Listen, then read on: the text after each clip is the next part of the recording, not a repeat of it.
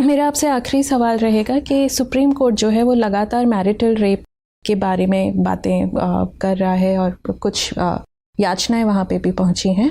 आपके हिसाब से क्या भारतीय समाज उस मैच्योरिटी तक पहुँच चुका है कि जहाँ पे मैरिटल रेप को क्रिमिनलाइज कर देना चाहिए? इसको लेकर मैम 2 जजमेंट, एक जेएस वर्मा समिति बनी थी, उन्होंने कहा था कि मैरिटल रेप पर विचार किया जाना चाहिए, तो दिल्ली हाई कोर्ट का भी मत था। लेकिन भारत सरकार का स्टैंड अभी इस पर ज़्यादा पक्ष में नहीं है, वो कह रहे हैं कि भी थोड़ा टाइम चाहिए।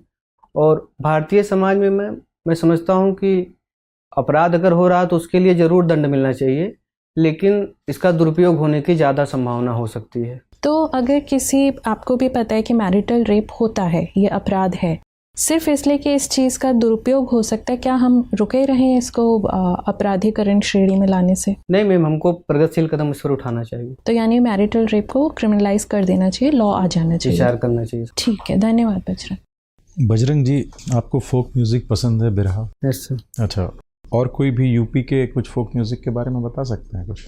यस सर, कजरी है, विदेशिया है, निर्गुण है सर, अरे, आल्हा है। आल्हा कहाँ गाया जाता है? बुंदेलखंड रीजन में सर। कजरी के बारे में कुछ बताइए अगर जानते हो। कजरी सर ये सावन ऋतु में गाया जाता है, खास करके महिलाएं यहाँ गीत गाती हैं।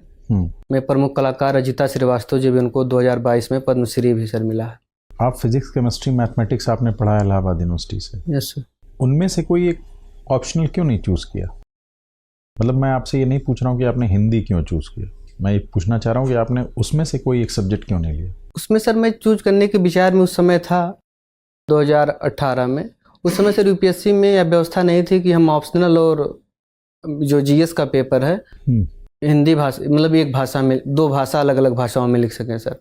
तो जीएस को इंग्लिश में लिखने में सर थोड़ा उतने बेहतर हम प्रदर्शन नहीं कर सकते थे।